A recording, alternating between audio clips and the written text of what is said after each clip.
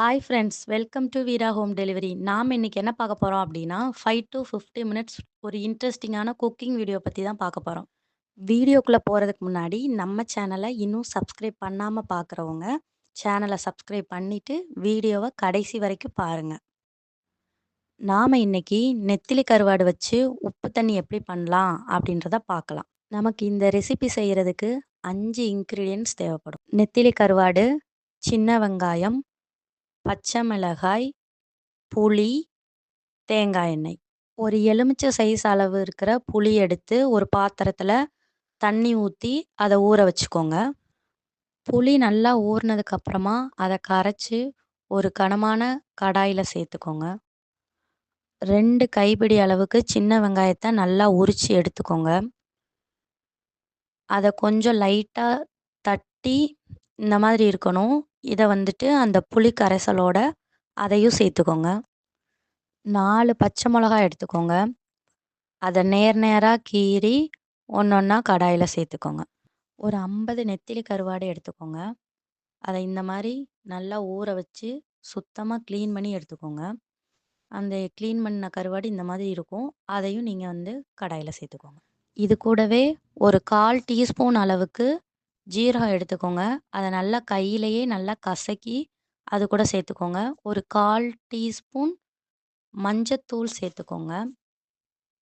கொஞ்சமாக கல்லுப்பும் சேர்த்துக்கோங்க. இந்த ஜீரகமும் மஞ்சத்தூளும் ஆப்ஷனல் தான். உங்களுக்கு தேவைன்னா சேர்த்துக்கலாம். எல்லா பொருளையும் நம்ம இப்போ கடாயில் சேர்த்து முடிச்சாச்சு. இப்போ அடுப்பை பற்ற வச்சு கடாயை அடுப்பில் வச்சிடலாம். அடுப்பை நல்லா ஹை ஃப்ளேமில் வச்சுட்டு கடாயை லிட்டு போட்டு மூடிட்டு ஒரு 5 நிமிஷத்துக்கு உப்பு தண்ணி நல்லா கொதிக்கட்டும். இந்த டைமில் நம்ம ஒரு சின்ன சைஸ் தக்காளி ஒன்று எடுத்துக்கலாம். அதை நல்லா இந்த மாதிரி க்ளீன் பண்ணி எடுத்துக்கோங்க. ஒரு பாத்திரத்தில் சேர்த்து அதை நல்லா மசிச்சு எடுத்துக்கோங்க. மசிச்சு எடுத்த தக்காளி இந்த மாதிரி இருக்கணும். அதையும் நம்ம இப்போ அந்த கடாயில் சேர்த்துக்கலாம். தக்காளி டேஸ்ட்டுக்காக நம்ம சேர்க்குறோம். இது ஆப்ஷனல் தான்.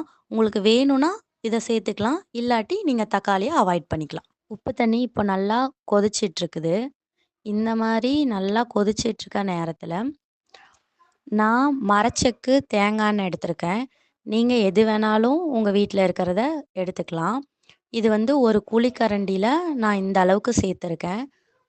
குழிக்கரண்டியில் இந்த அளவுக்கு ஊற்றி அதை நம்ம கடாயில் புளி தண்ணியோட சேர்த்துக்கலாம். சேர்த்துட்டு மறுபடியும் லிட்டு போட்டு ஒரு 5 நிமிஷம் லோ ஃப்ளேமில் வச்சு உப்பு தண்ணியை கொதிக்க விடுங்க. உப்பு தண்ணி நல்லா கொதித்ததுக்கப்புறம் நமக்கு இந்த மாதிரி தான் இருக்கும். இந்த மாதிரி டைமில் நம்ம ஸ்டவ் ஆஃப் பண்ணிடலாம். ஏன்னா இதை விடையும் இன்னும் நம்ம ரொம்ப கொதிக்க விட்டோம் அப்படின்னா உப்பு தண்ணி ஃபுல்லாக நல்லா வற்றிரும். அப்போ நமக்கு சாப்பிட்றதுக்கு நல்லா இருக்காது.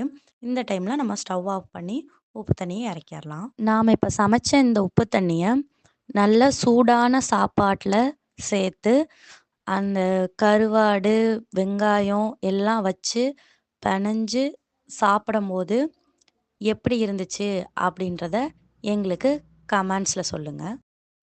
இந்த வீடியோ உங்களுக்கு பிடிச்சிருந்துச்சுன்னா லைக் பண்ணுங்கள், ஷேர் பண்ணுங்கள், கமெண்ட் பண்ணுங்கள்.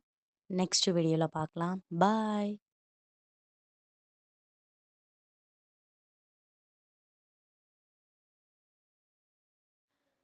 தேங்க்ஸ் ஃபார் வாட்சிங்.